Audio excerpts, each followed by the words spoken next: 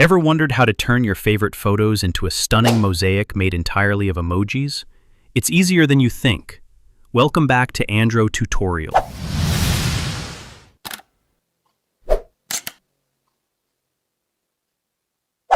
Today, I'll show you how to do this in just a few clicks. First, open your favorite web browser and go to photofromemoji.com. Once the site loads, simply upload the photo you want to transform.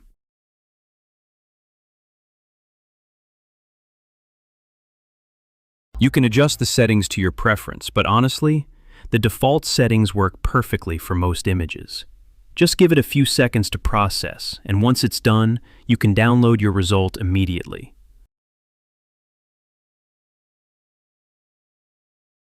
The best part? You have 3 distinct styles to choose from: grid, mosaic, and chart. All of them are completely free. Check out these 3 different results, all created from the same photo. Pretty cool, right? Give it a try and let me know which style you like best. Don't forget to hit that like button and subscribe to Andro Tutorial for more quick tips. See you in the next one.